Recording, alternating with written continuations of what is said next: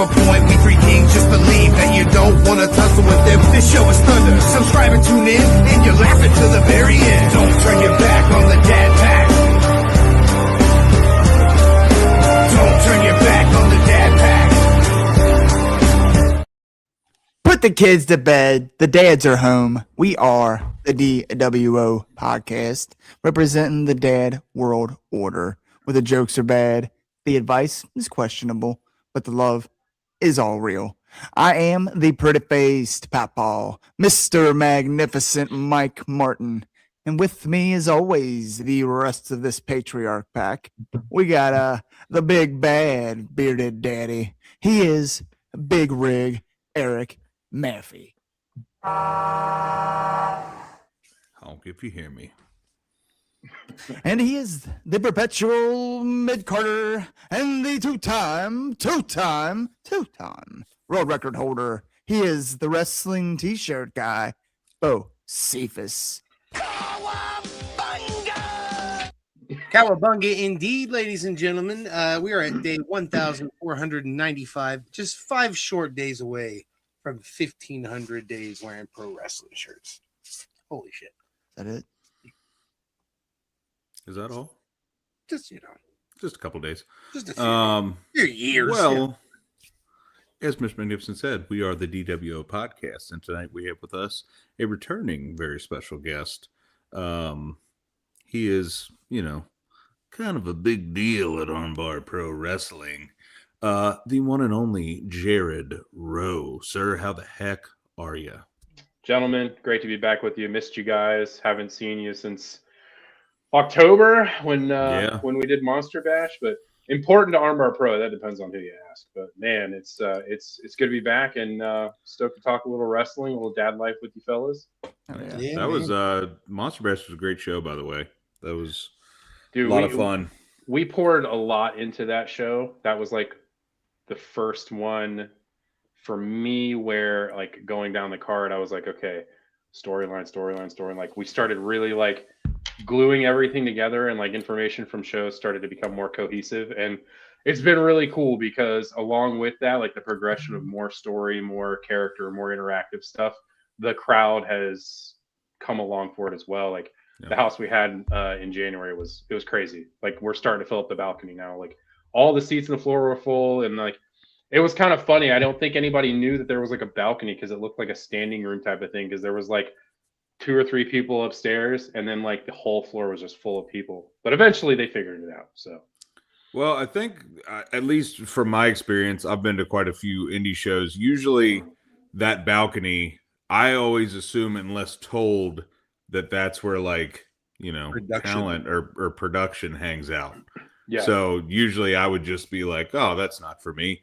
But that is cool because it's a really cool venue, and I could see that place being packed out with the balcony would be very cool indeed.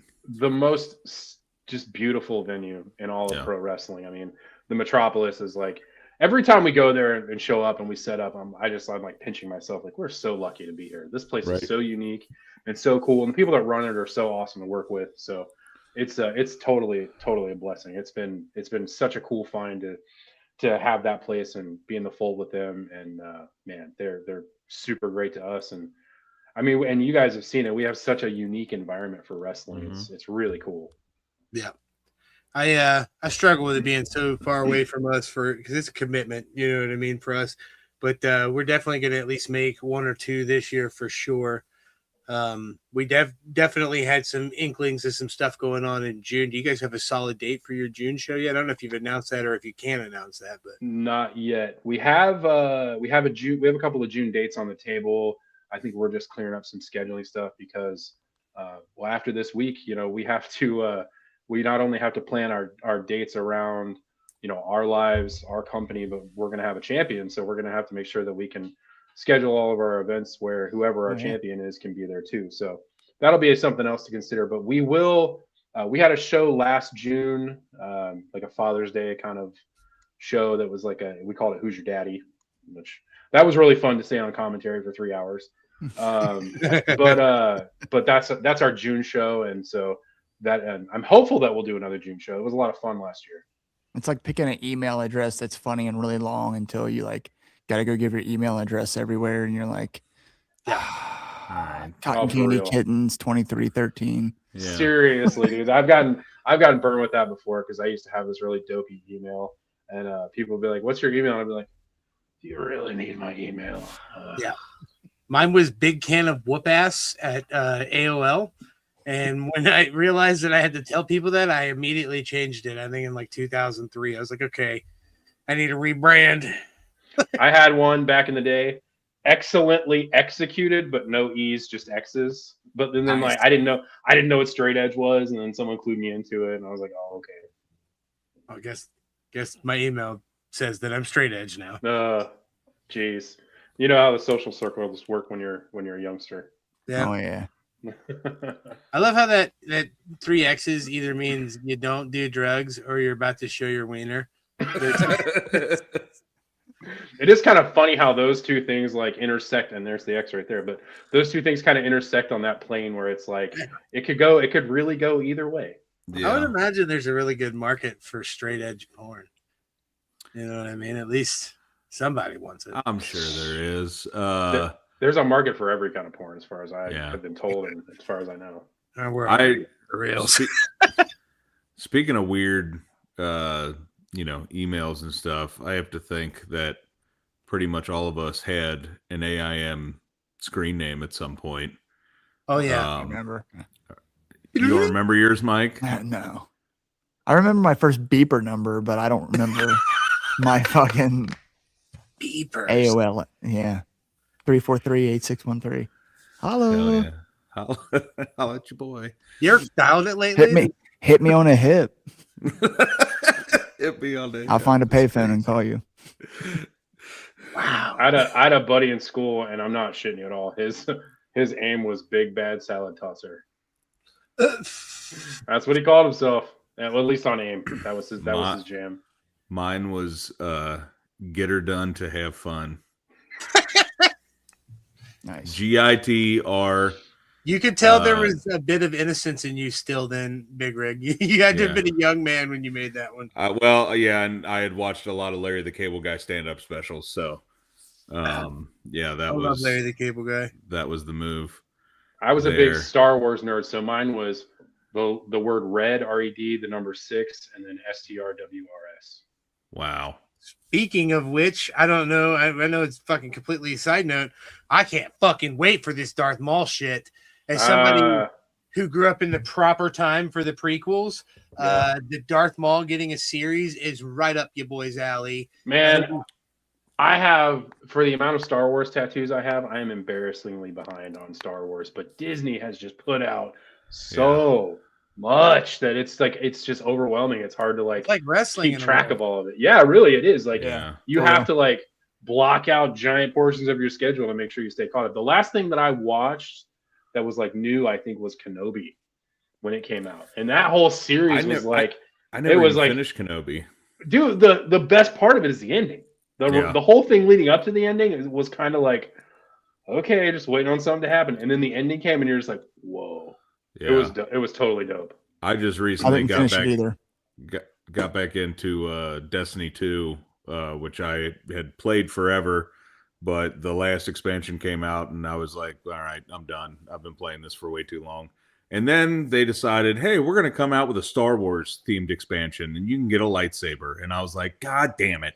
So Son of a bitch, I'm in. Saw me coming. I Damn am it. in, and it's the best weapon in the game, bar none. And you can deflect bullets and everything, and it's the best.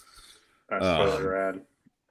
So, and of course, they came out with armor sets, and I bought a Mando armor set, so my Titan looks like Mandalorian, and it's pretty dope.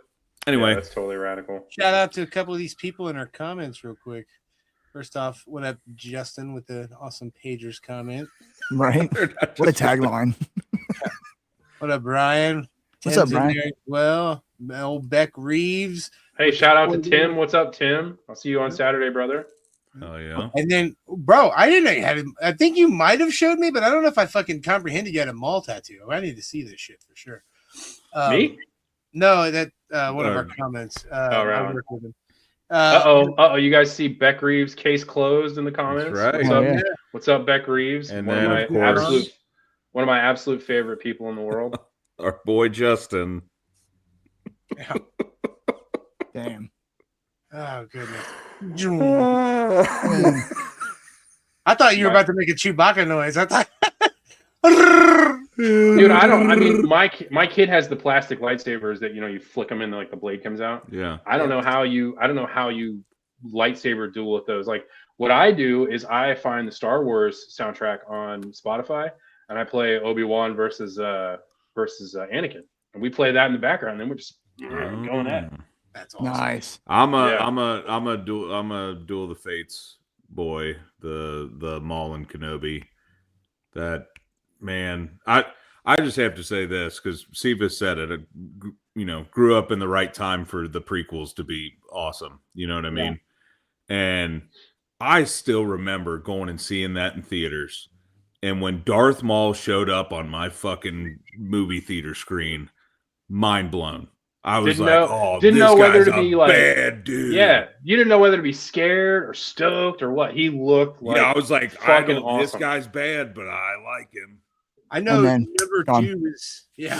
number two is the first movie I ever hated. I do get me wrong. I like it now, and I've adulted and watched it. But as a young kid, I thought it was so fucking boring. I didn't give a shit about any diplomatic bullshit. I was not. Attack of the Clones, really? Yes, I was just not dude, in. I had Attack of the Clones on DVD. I watched that shit on repeat. I don't know. It was the first movie. I like it now, like I said, but as a kid, I was just like, no, this is not the fuck I wanted. I felt the same way until you get to the point in the movie where Yoda starts beating ass. Then they had me. I went with a group of friends or whatever, and I remember it very distinctly. It was the first time I ever had to sit in the front row for a movie, and I was just like, I remember watching this movie. I'm looking up, and I was like, wow, this isn't that great. This is kind of I'm like, this is kind of boring. And then like Yoda shows up and just starts beating ass, and I'm like, oh, okay, they got me. Yoda, when he pulls that lightsaber and him and Christopher Lee go at it, I'm just like, ugh. Oh, dude, yeah, it's so good. For real. When Yoda starts bringing it, man, then I'm like, I'm all in. And then he gets done fighting and goes immediately back to the cane. Hell yeah. Lane Martin, shout out to Lane Martin of Lane's Place Storage and Sports, longtime sponsor of ARMBAR Pro Wrestling. How you doing? What up, Lane? My man. Hell yeah. I gotta tell you, boys, I probably should have done some fucking lightsaber battles with my son or something today because I had to make the best of a fucking shitty day. My kid's school decided to cancel school yesterday night for snow that we didn't get even an inch of. There was no reason at all for school to be canceled, man. And as a dad, we've talked about this before, but it fucking drives me crazy. Like, okay, out of nowhere, you have to figure out what to do with your fucking children so you can go to work. Thank God I had fucking PTO and a boss that's not a piece of shit. Because if I did, if I had a boss that was cutthroat, he'd probably be fucking tired of my shit by now. But here's a problem, Cephas, is that for every one of you, there's another person out there who's calling and complaining and getting a lawyer involved because their kids are out in the snow or they're put at risk if the bus is in an accident or something like that. Yeah. So we never used to have this. They would put chains in the damn tires to get us to school, dude. We never had days off. Never. Yeah.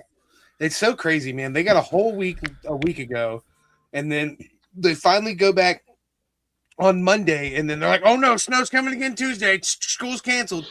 Like, people, everything's fucking expensive right now. Like, there needs to be some kind of something. I don't know, man. It's just shit is in shambles. It definitely, I don't want to turn to politics. We always try to avoid that shit, but Jesus Uphill Christ, both ways. Everything is crazy right now. What did he say? He said uphill both ways. Yes, damn bro. fucking straight. I didn't walk to school, but I did walk home from school. I would walk home from school sometime. I wouldn't walk home. I would walk to my grandparents, which was still a pretty decent walk.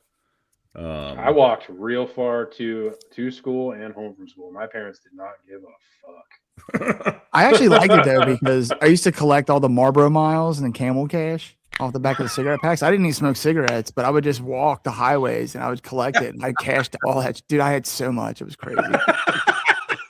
I had everything in the catalog, dude. Dude's I in had junior champagne high, flutes. just like decked out. 10-year-old Camel. with a bunch of Marlboro shit. Dude, I'm like 12 years old, just Joe Cool cameled out.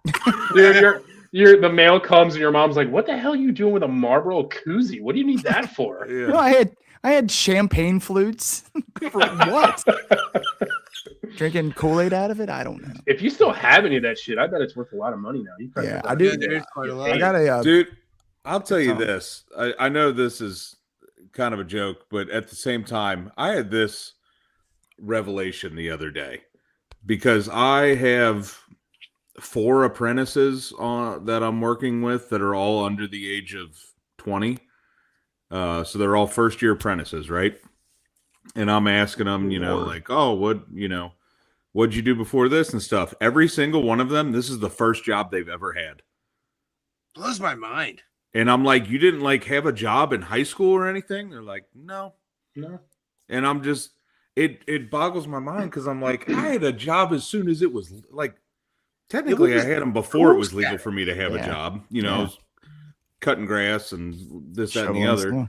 But like, as soon as I could legally have a, part-time job, I was working at Kroger. And I'm just like, because some of them, I'm trying to teach them how to work and stuff like that, and they don't understand like how a job works because they've never had one before. This is their first one. I'm like, that's crazy. Like, you got to have some part-time jobs and then go into a career. They're like, Mr. Big Rig, what are taxes? Oh my god, dude! They said I make this much and I only got this much. It's What happens if I claim exempt? Is that cool? I get more money that way. It's just wild to me. Plus, just coming to the realization that I'm the dad at work now. I'm not the young guy anymore. 100%. Oh, bro, that's a weird realization, man. I'm so close to 40, and I know Mike's already crossed that bridge, but it's so weird to think because it just feels. I know everyone says this shit, but it feels like 10 fucking days ago I was 21. You know what I mean? Like, and here I am, 38. You know what I mean? Dude, I feel you all the time on that. I just turned 42, and I'm like, I distinctly remember being like 20 and having like a stupid haircut, having hair, Like, I'm like, I know that was a real thing. I'm still looking for the adult. I'm like, wait a minute, hold on. I'm the one making the decisions? Oh no. Seriously. Oh boy. Oh Someone's jeez. made a We're mistake. fucked. I think the working thing was something that we also strived as being cool too, in a way, because like, oh, you had a job? Yeah, you had money, you had your own shit, you know what I mean? And that's why not wrong click there, but that, just like Castro here, he says he's been working since 16. Dude, the second I could realize I could get paid for lawn mowing, I was stealing my lawnmower and I was going around town like, oh, I'll do it for $10. Yep. Dude, like days like today where there's snow out, I'd make a killing. Shoveling like crazy. We'd have a crew and we just knock out a neighborhood quick. Me and a buddy would go try and just get paid. Mm-hmm. Yeah, we would always use it at Blockbuster or like Hollywood Video and buy a video game. And same, dude. I would get paid to run the scoreboard at basketball games. What? Oh, that sounds great. like a fucking great job. Yeah, dude, I got paid $6 a game as like a freaking 12 whole game or something. Oh, yeah. 8 games, you can get a brand new Game Boy game, dude. That's like a and dollar. all concessions. Dude, I would. Right? That's $1 a minute or something. Here's the thing: or, I got free concessions. Oh shit! You got free food? That's like Free $15 an hour, dog. Yeah, dude, you were fucking. I was rolling in it, tax free. You kidding me? I didn't know how good I had it. Got these Mike and Ike's when I was got paid Laffy Taffy. Oh, dude, yeah. I would just down Skittles and drink Pepsi like it was my job. Yes. It was crazy. My first ever job when I was 9 years old. I was at my father or stepfather had this real rich lady she was working for, and she had a party for 4th of July, and I decided that I wanted to help, so they gave me a job to walk a donkey around and she had chips on either side, right? And once that got done, I still wanted to make more money, right? And they offered me, they're like, well, if you sit over here at this keg and just pour this beer into these people's cups, that's a job. You can get paid for that too. you can keep all the tips. And people were tipping me, but I was also spraying the beer all over the ice that was around the keg. And I was just pouring fucking beer out.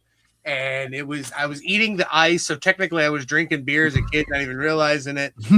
It was a fiasco. I got in a lot of trouble for spraying a lot of the beer out of the keg into the ice. Yeah. Kegs floated. Got like 6 beers out of it. What do the adults expect? You know what I mean? What do they expect you to do?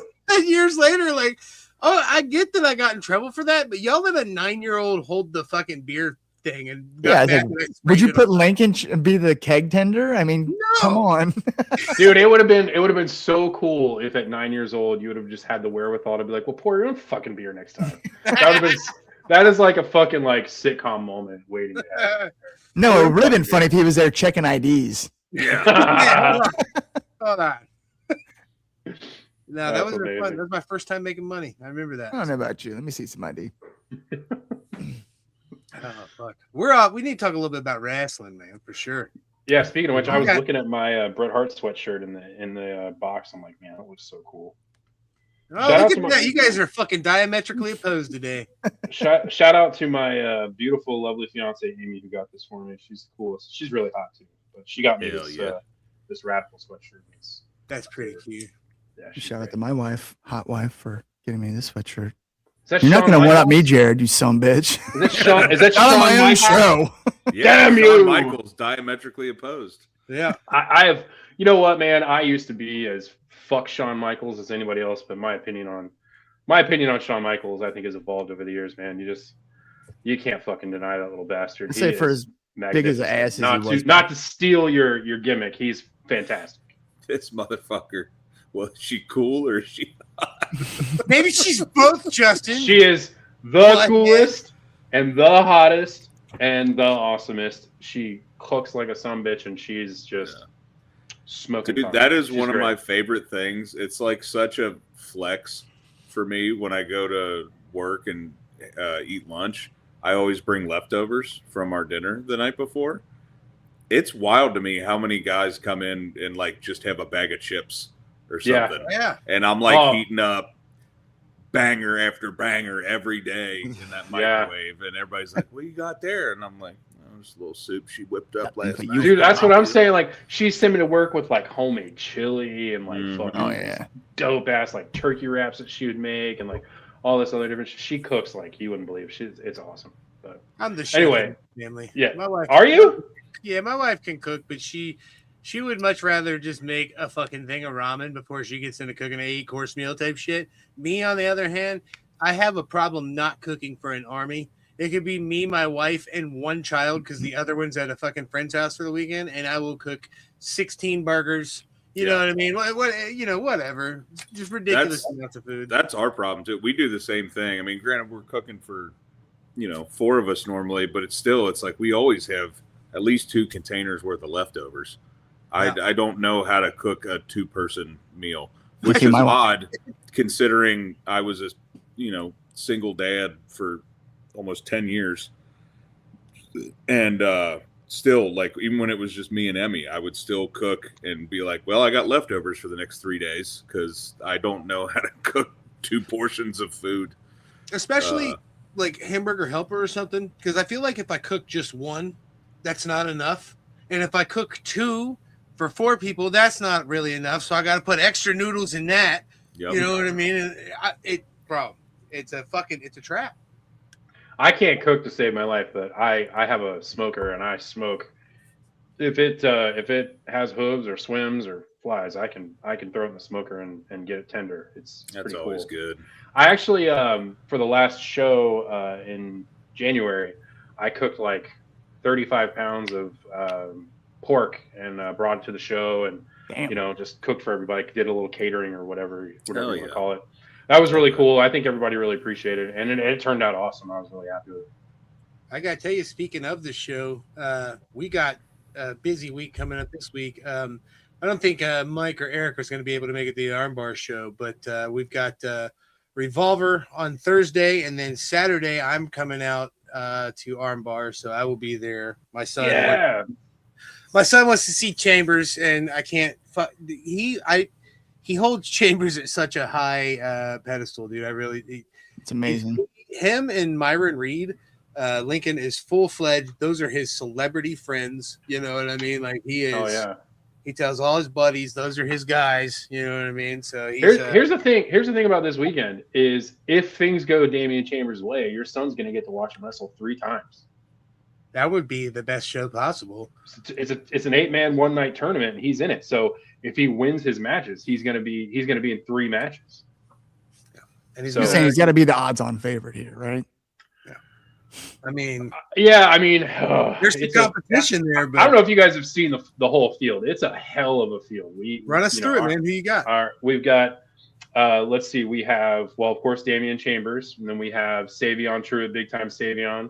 Oh. James Avery, the stretcher, who, in my opinion, dark horse to win it, best technical wrestler in all of ARMBAR Pro Wrestling. He's the man. Troy Parker, King of the Country Roads. That dude can punt anyone's head off of their shoulders at any given point in time, so you can't count him out. We're bringing in a couple of new guys. We're bringing in Zach Abstract from St. Louis, this dude is just like, he looks like he was made in a strong style factory, and he just will slap and beat the piss out of you. And I'm really excited to bring him in and have him get in the mix with our roster. And also a dude from North Carolina called Yabba Dabba Daddy. He's this full on caveman.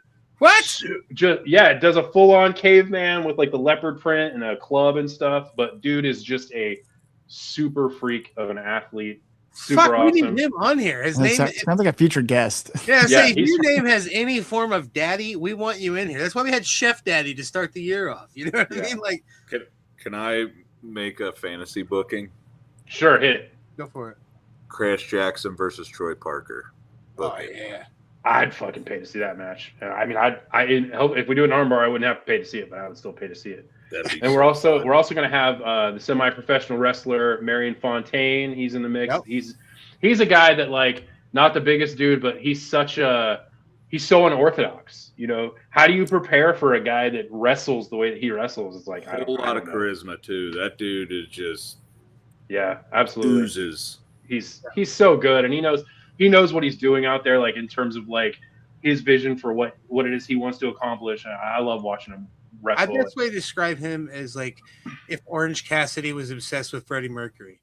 That's spot he's got great wrestling qualities, but he's also a little gimmicky on purpose. But he can also fucking go.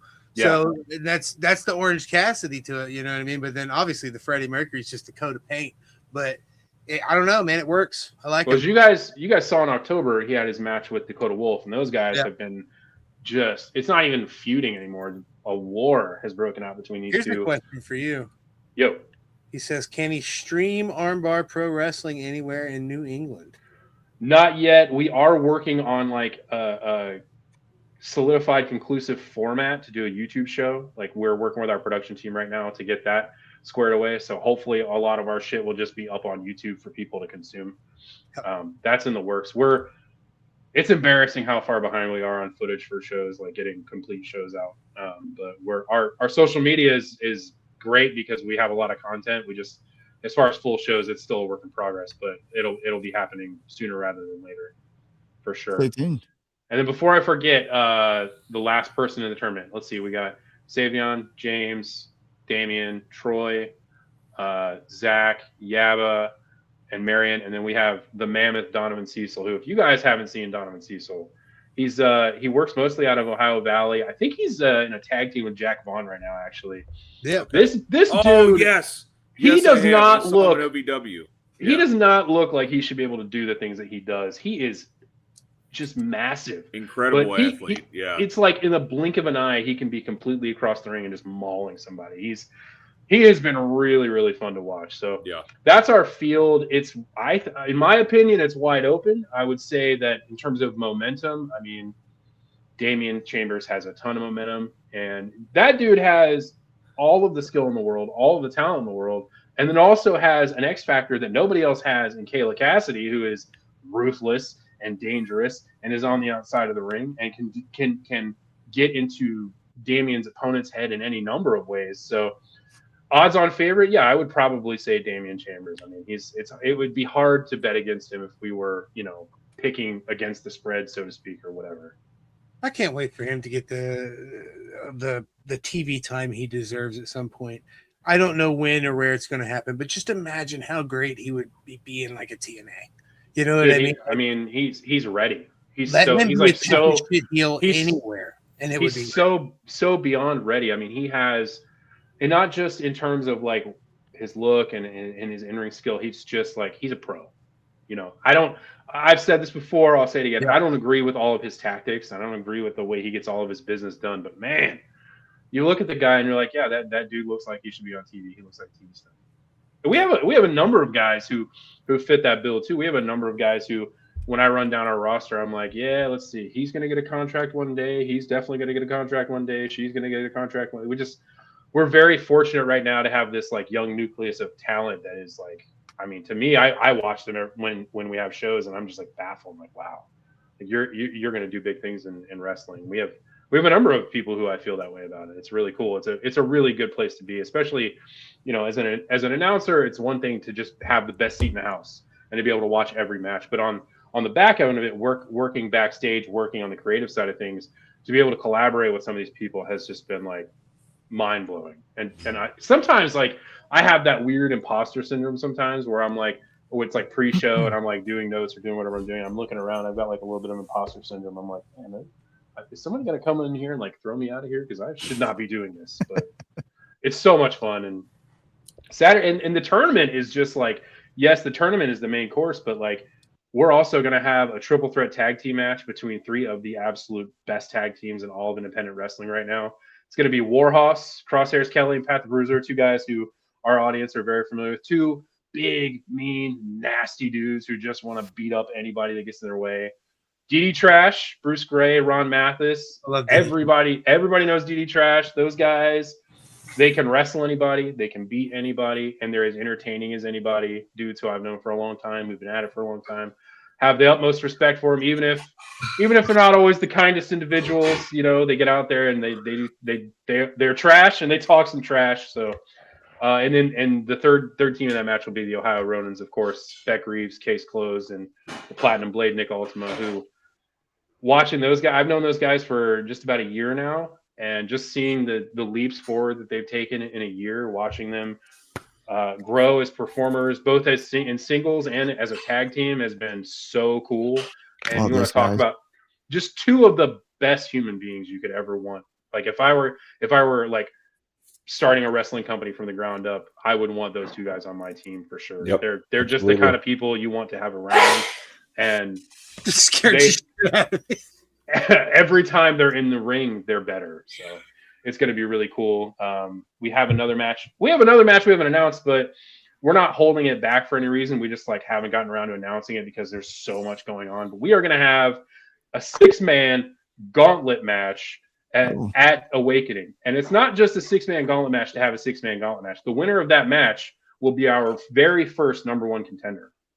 So you come to the show Saturday, you're going to get to see a one night 8-man tournament where we're going to crown our very first champion.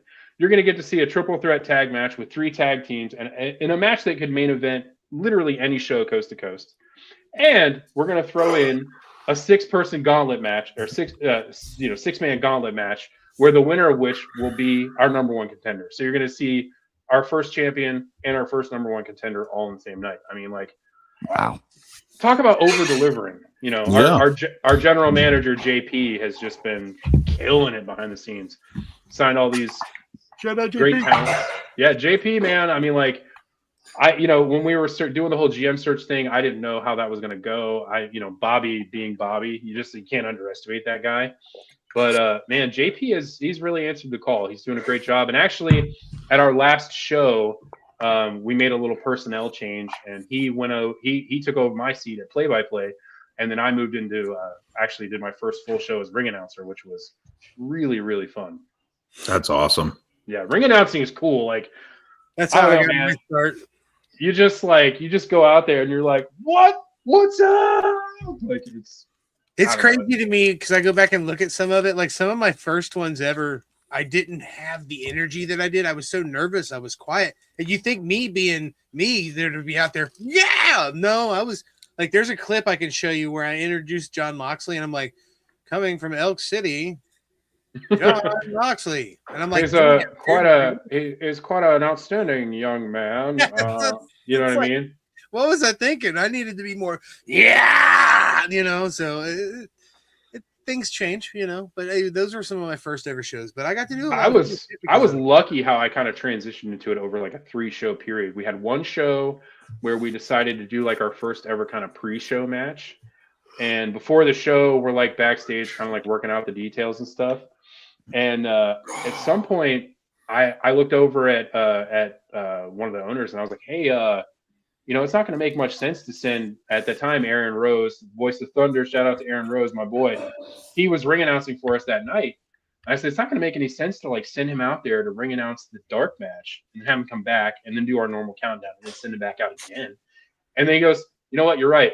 You go do it. And I was like, okay. Well, I didn't mean that. And I was like, I've never done ring announcing before. I've never even like yelled into a microphone except for like being a musician and being like a punk rock kid, that kind of thing. And so I had no idea what I was doing. So I just went out there. I was like, okay. I was kind of like, well, my favorite ring announcer is probably, I don't even know. It's hard not to pick like a Howard Finkel. It's hard not to pick like a David Penzer. But Bobby Cruz from Ring of Honor probably all time is like my favorite. So I was just sitting there in the ring. I was like, okay, what would Bobby Cruz do? And I was just like, what? And then like out came like from my voice came like all this power. And I was like, oh shit. I was like, okay, like I can do this. But I went back and watched myself and I was like standing in the ring, like you can see me but like my voice sounded good, but I looked horrified. Bro, speaking of, I don't know if you guys have really gotten to listen to him too much yet because he's very new, but the guy they got in WWE now, Mark Nash. Yeah. Holy fuck. That's like Bruce Buffer levels generational. Like if he stays on the straight and narrow and don't get in trouble type shit, like because they've had such a weird luck with announcers and shit. Yeah. But if they keep him, he's really, really good. I think he was at he was either on Raw the other night or he was at the Rumble was the first time I'd heard him. And I was like, okay, yeah. The good. Rumble, he did a really good introduction for the title match. Yeah. So he's got that rah in him, you know what I mean? That I really like. For sure. Howard Finkel's good and all for the old times. But that's a little different the way that they do it. Then I don't know. He's so fucking. But his cadence is like the cadence that they still use today. His voice is perfect for. Oh, this is like a legitimate sporting fight. You know what I mean? Like, I don't know how I'm trying to explain it. Legitimate. He sounds like he's announcing a boxing match or something. Yeah. Like that's the thing. The thing with Fink too, for me, that I always liked about him was like he sounded so enthusiastic all the time. And then like when I got older and started like learning more about like the history of wrestling and stuff, to hear how passionate he was about the WWF, it's like it makes sense. When Punk had him as his personal ring announcer when he was feuding with Del Rio, and he had him come out, this was like maybe a year or two before he died. They had him come out and announce Punk, and he was crying his eyes out. I was like, I fucking love Pink. Like, yeah, dude. Yeah, he was awesome, man. He was awesome. He was one of a kind, and he was kind of an original in a lot of ways. He was really, he was an original. He was the first wrestling announcer to be like international. Yeah. And he was a lifer employee too, you know what I mean? Which is people like that, like referee Tim White. There's certain people that were just so in depth to the WWE lore. Like I was telling Lincoln, because we were going through I have the WWE encyclopedia, and I've had all kinds of cool people sign it that are passed away, and Tim White's one of them. And he's like, who's that? And I was like, Bud, that's like, he's the reason we had bar brawls. You know what I mean? He's the reason we had a lot of the crazy backstage segments. He was one of the go-to refs to take a crazy bullshit bump that no one should take. So I don't know. People always give we call it Hebner's all the love. I love a Tim White. You know what I mean? The other thing about Tim White, the most underappreciated thing about Tim White was that he was Andre the Giant's wrangler for like a long time. He traveled with Andre and handled all of his, everything. He had to do everything for Andre. That's a hell of a chore. Man, seriously. It's like a Great Dane of a human. Seriously. Seriously, for sure. That's what I'm saying, Mike. It's like we're all normal sized dogs. He's the Great Dane version. Like, Yeah. Yeah. God damn. That guy had to be something else, man. I went to WrestleMania a few times and they've had his hand on display where you can put your hand up to his. And it's just like to think about someone being that actual proportion is just like absurd. I showed my kids the picture of there's this kind of sort of infamous picture of his hand next to like a normal sized beer can. And my kid goes, "That's AI." I was like, "No, dude." I was like, "That he's real. Andre the Giant was a real person." They didn't have that back then. Yeah. Yeah. But he literally was, I mean, eighth wonder of the world. His documentary on HBO is killer. Oh, it's so They did good. such a great job on that. That was like, I have found more truth and honesty and just more entertainment overall in the non-WWE wrestling documentaries. Not to say that WWE doesn't have some great ones. They have some great ones that I watch all the time. Yeah, but they church themselves up. They hide the sad shit. They Disney it up. Yeah, in everything. So like, hey, like and for this me, too, young Andre could fucking go. hell yes. Dude, there's footage of young Andre doing like drop kicks and shit. Yeah, Wrestling Harley Race, and Harley Race is like body slamming him and suplexing him. And then like his stuff in Japan where he's got like the big long like afro hair going on, just yeah. By the time he was in the WWF in the 80s, I mean that was on the downward slope of his career. I mean like we see in the documentaries, having to hold himself up on the ring ropes and stuff like that. Yeah, he barely made it to the biggest, WrestleMania main event of all time because he needed that back surgery. So, yeah, unfortunately, life was pretty unkind to Andre the Giant overall. Yeah, he died way too soon. I loved one of the little small things from that documentary that I love was just the fact that he rode around on the Honda. He had a Honda 3-wheeler and he just rode that fucker everywhere, like one of the most dangerous vehicles on earth. And he's just like, "Yeah, I have this." Hey, boss, I drive this, boss. Anybody want a peanut? Anybody want a peanut? Yeah, Andre the Giant was the shit, man. And actually, the first wrestling pay-per-view I ever saw was SummerSlam 1988 when it was the Mega Powers versus the Mega Bucks. Damn. And him and Ted DiBiase against the Macho Man and Hulk Hogan.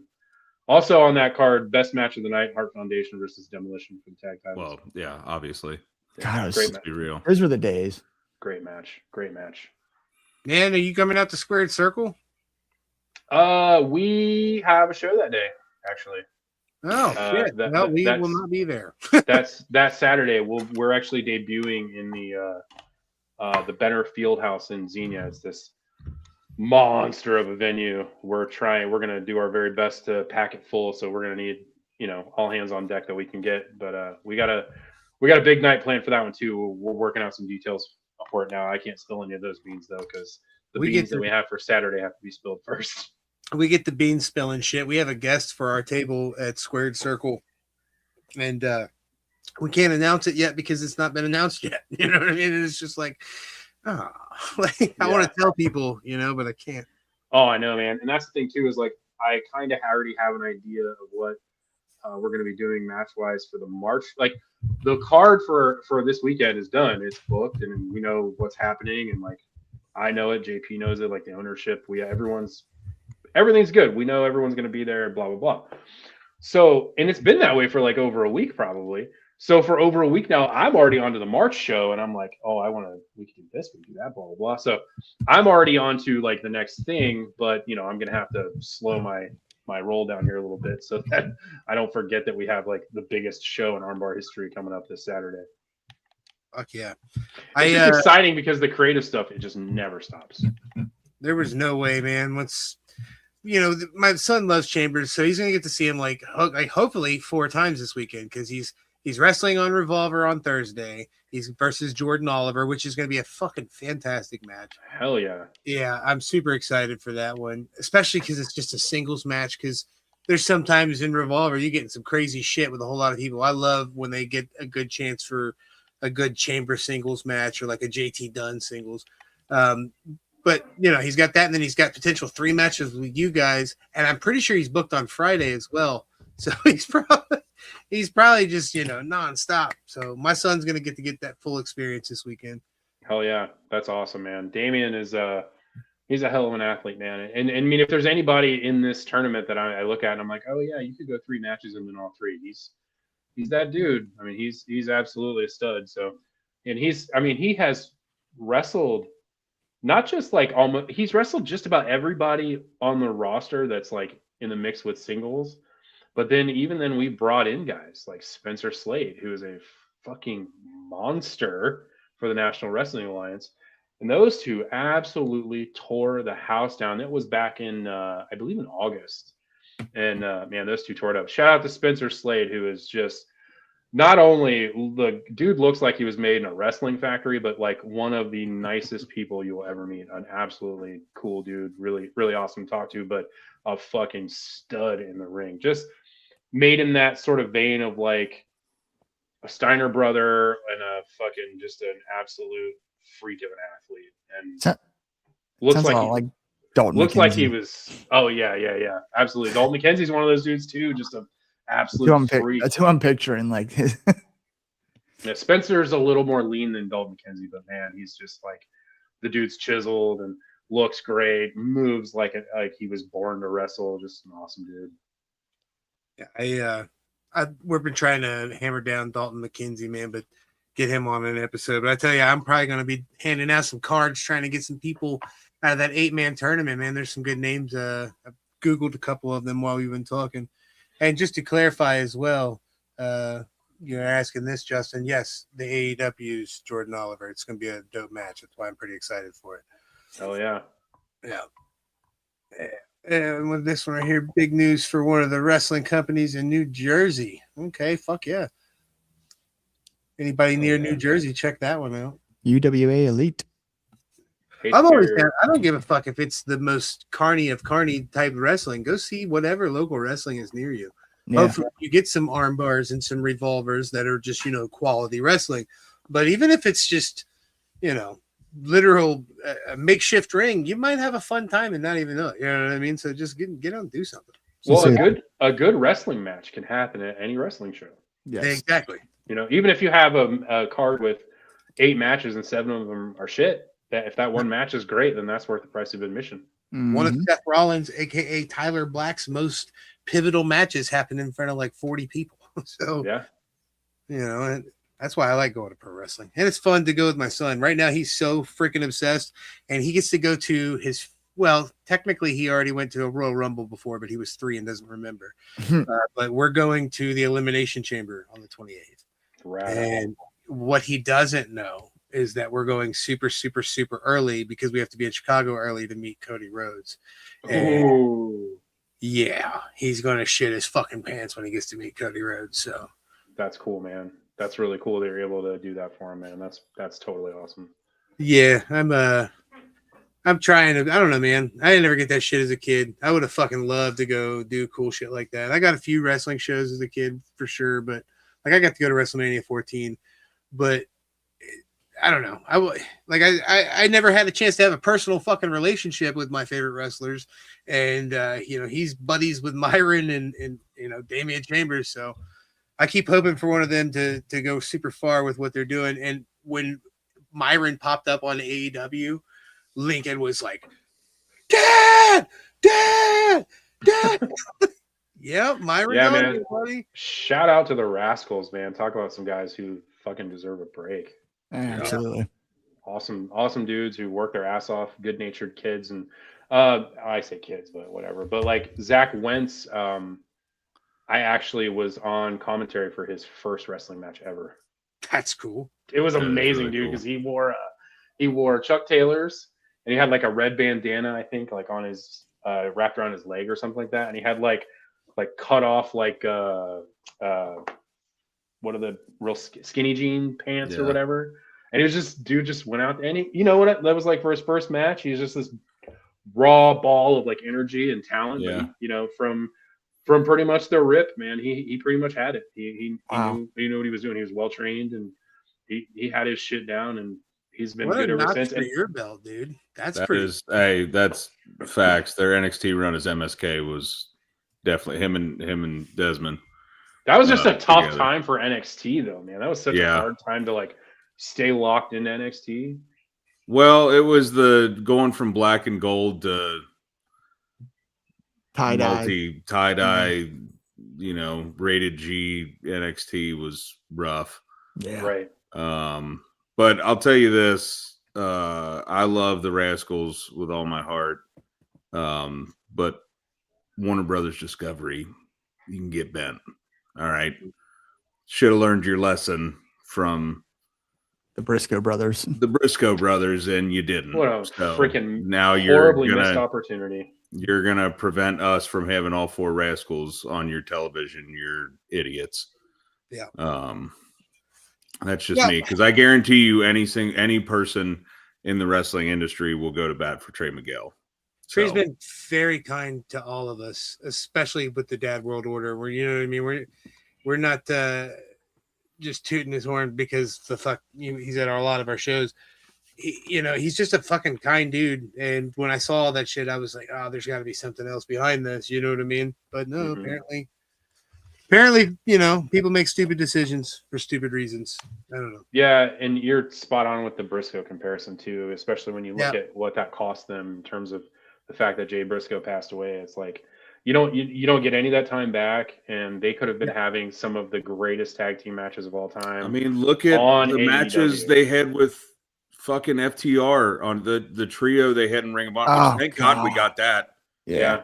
I still go back and watch that, dude. Same, dude. Fucking good. Oh, I'm getting goosebumps thinking about it. Like that super card match that they had. That was a perfect tag team wrestling match. It was a perfect, absolute match. It was.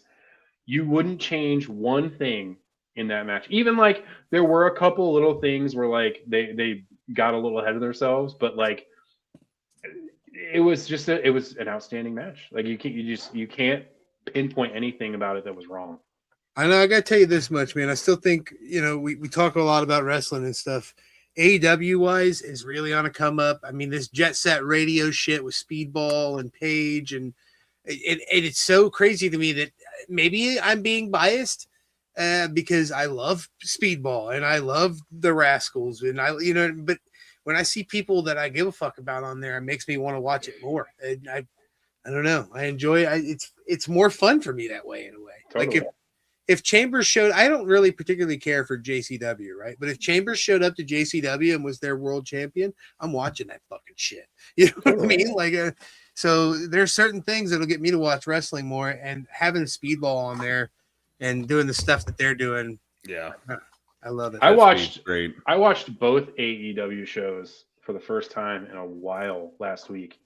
Wow. And my favorite moment was Tommaso Ciampa and Mark Briscoe tore the fucking house down. And also, I was like, okay, I'm at least watching AEW for the next 3 weeks.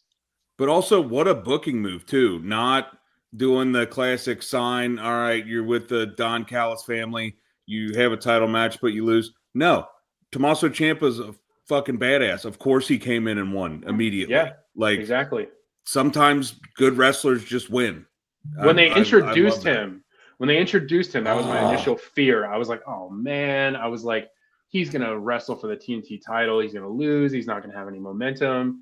Then the match happened, and then the match happens. And if you watch the match, they're given time cues. And then in my head, I'm like, they're gonna do a fucking draw? Come on, like then right there at the end, because I consider myself the world's foremost Jay Lethal fan. I think Jay Lethal should be the world champion in every wrestling company right now.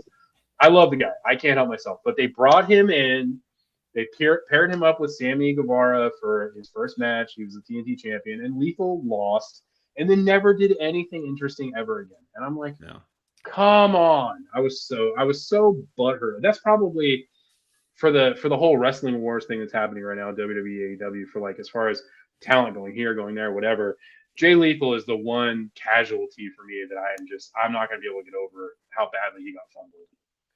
I got to tell you, I do like to tribute what you said at the start of that. I like that people are letting people win with no build in a way, because that builds the story itself. Like, for example, when Stephanie Vaquer won the championship, there were so many people. Oh, it's too early. It's too early. Why? Yeah. Why? Maybe she's just that good. Yes. Why the fuck can't she just immediately win? You know what I mean? Right. Like I picked Jordan Grace to win the Rumble this year because I like Jordan Grace and I think she's great and I think she's a fantastic wrestler. And we've, you know what I mean? Again, another person that she's been really kind to us. And I chose, and they're like, "There's no way she could win. She's not even won that many main event matches." I was like, "How fucking crazy would that be?" Yeah, Imagine if she won it and then went up to Jade Cargill like, "What's up now, bitch?" You know what I mean? Muscle Mommy's about to come fuck you up. she had a really good showing in the Rumble. Yeah, Didn't win, but had a good showing. Like classic wrestling psychology and booking makes sense. You know, we'll call it 90% of the time, but that other 10%. Do some shit. You know what I mean? Do like you did with Tommaso Ciampa. I think it was, I've said this multiple times, and it was a podcast I watched years ago, and Sean Ross Sapp said it because it was, people were bitching because somebody beat somebody that they weren't supposed to beat or whatever, or like it made so-and-so look weak because he got beat. And he was like, if you want it to be believable and you have two of your, say top people in a match together, either one could win because sometimes good wrestlers just win matches. Like because it goes against the story or the narrative or whatever they're telling. No, sometimes that's the move because it's like, oh yeah, he is a good wrestler. He shouldn't lose because, it's not for the title or whatever. Like just throw some shit at the wall, see what happens. I'm not a wrestler, so I don't ever talk to anyone about like wins and losses mattering. Like if I'm talking to somebody about a match and how I interpret it, whatever, I'm not a wrestler, so I've never been pinned in front of people before, so I can't say like, oh, it does or doesn't matter.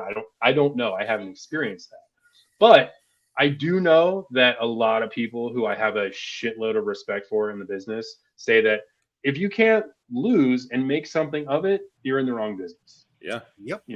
If you like, to me, if I'm a wrestler and I get a 10-minute match, even if I'm losing, I want to maximize every second of that 10 minutes. So even if I lose, I'm doing enough things that are memorable that the audience like recalls like, oh yeah, that dude.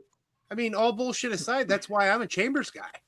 I seen him lose quite a few matches against. They would often put him in, like in FGW and stuff. They put him against like the local, or not the local, but the legend guy that would come in, and he would be the local they would face, and he'd lose to him, but he would be so fucking entertaining. And I'm like, oh fuck, I want to see Chambers versus anyone. You know what I mean? Yeah. That's the key, man. That's the art of losing is to like lose and also be able to kind of get yourself over at the same time. He understands his role. You know what I mean? That's the basic psychology of wrestling is heels and faces, right? And now sometimes you get tweeners and stuff like that, but I mean a heel's most basic role is to get the face over.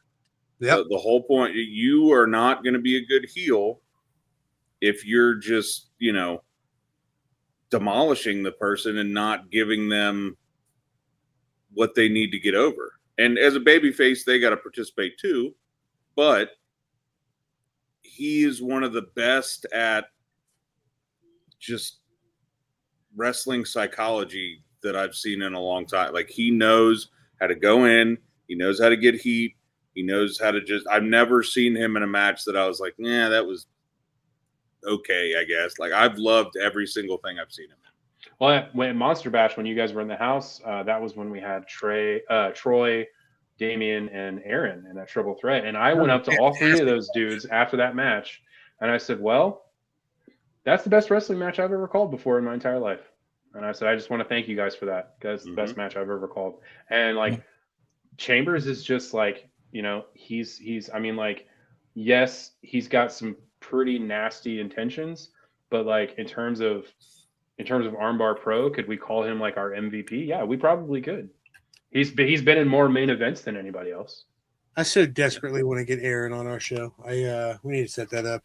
He's a busy dude, man. That guy's working all the time. He is kicking faces and kicking heads off shoulders, coast to coast, man. Aaron Williams is best. He's the Midwest guy, and he just gets better and better and better, and doesn't slow down. And he's incredible to watch, man. And he was that good 15 years ago.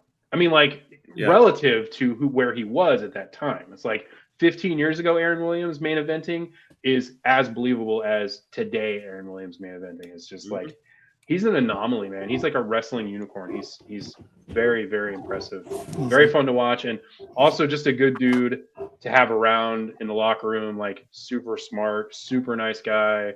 You know, just always has a kind word, and I really like Aaron a lot. He's a good dude. Well, Jarrod, we've hit our hour already, brother. You want to tell people where they can buy tickets if they're in a potential spot where they can come attend this show, where you guys are going to be located, and so on and so forth? Give them the info. Yeah, right there. Most definitely. We are going to be in the house at the Springfield Metropolis this Saturday, February 7th, with Awakening. Don't forget, we got the big 8-man one-night tournament. We're going to crown our first champion. We're also going to crown our first #1 contender in a 6-man gauntlet match, and it's going to be a hell of a good night. We're going to kick things off with a huge tag team triple threat between Warhorse, Ohio Ronins, and DD Trash. If you're looking for tickets, you can get tickets at the door, $15 for adults, $10 for kids 12 and under. But they're also available for sale at ARMBARProEvents.com right now. Yeah. Doors at 6:30. Bell time is at 7. For anybody that's watching this, it's going to be at the show. The balcony will be open if you want to sit up there. The floor was packed wall to wall with people last time, so we're going to try and fill up the entire building this time.